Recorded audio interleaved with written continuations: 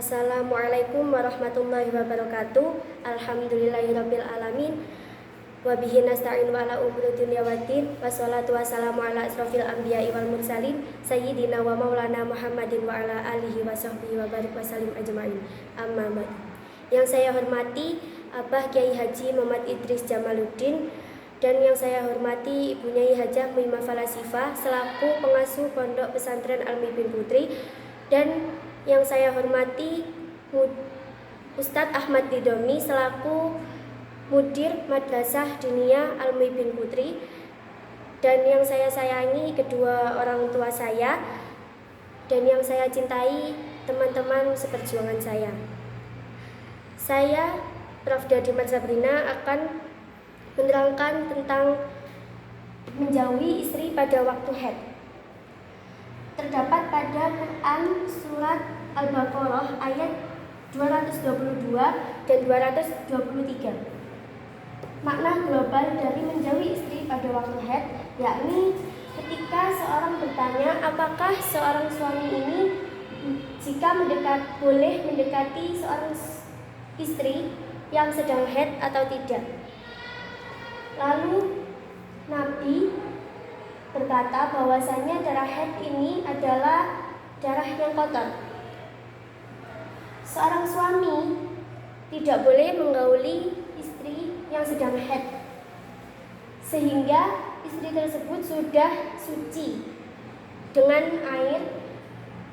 Lalu seorang suami tersebut boleh menggauli istrinya lewat jalan yang benar atau kubul, dan tidak boleh melewati dubur atau jalan belakang. Allah melarang umatnya untuk menggauli di luar organ. Allah berfirman bahwasanya seorang istri ini adalah lahan untuk bercocok tanam dan tempat keturunan, dan di rahimnya itu untuk membentuk seorang janin menjadi anak.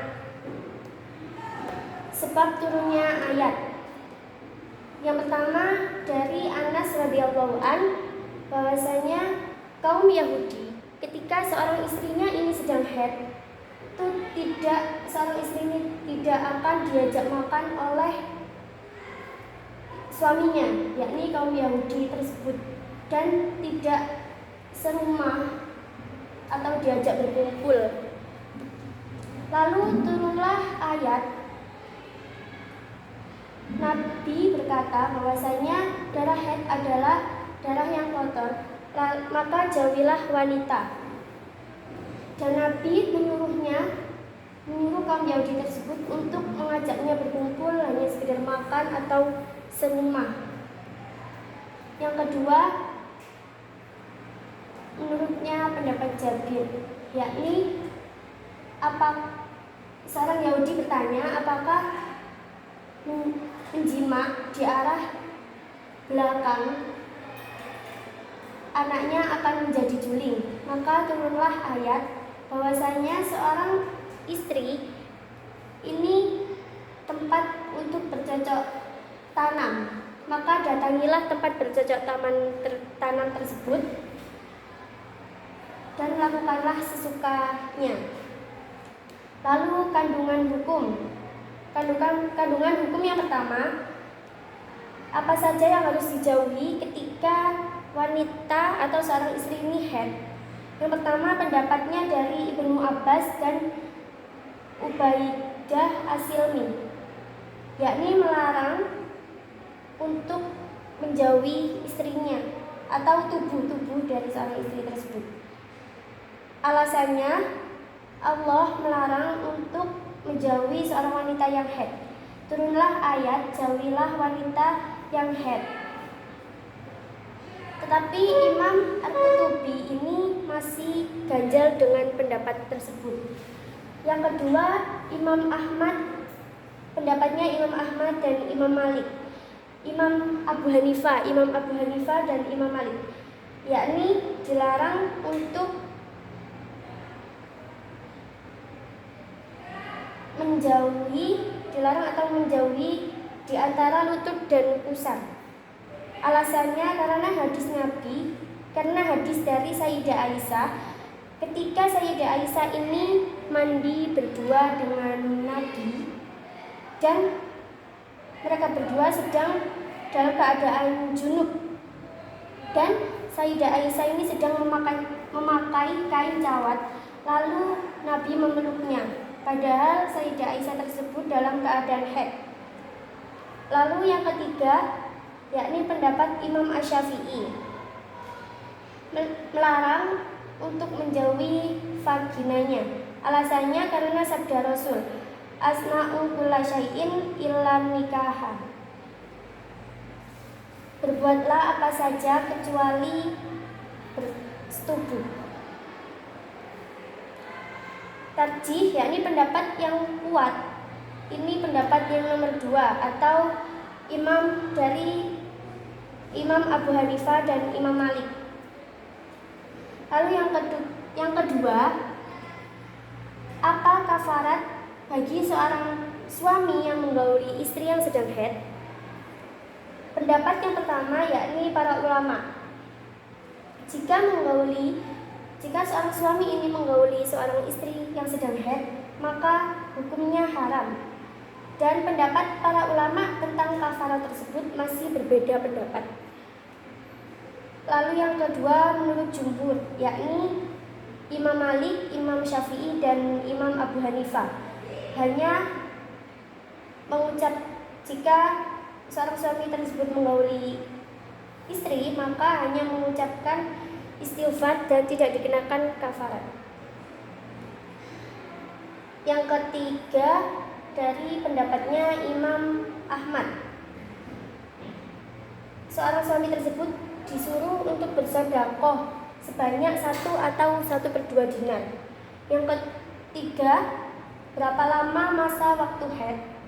Yang pertama, pendapatnya Imam Abu Hanifah dan Imam Ats-Tsauri, yang paling sedikit yakni 3 hari dan yang paling lama ini 10 hari. Pendapat yang kedua dari Imam Asy-Syafi'i dan Imam Ahmad, yakni paling sedikit sehari semalam dan yang paling lama itu 15 hari.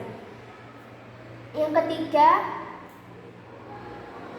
yang masyhur atau Imam Malik, ini tidak ada batasnya. Kandungan hukum yang keempat, kapan diperbolehkannya seorang suami menyetubuh atau berjima dengan seorang istri yang sedang haid? Pendapat yang pertama yakni dari Imam Abu Hanifah. Menurut Imam Abu Hanifah ini, suci adalah ketika darahnya itu sudah berhenti. Jadi jika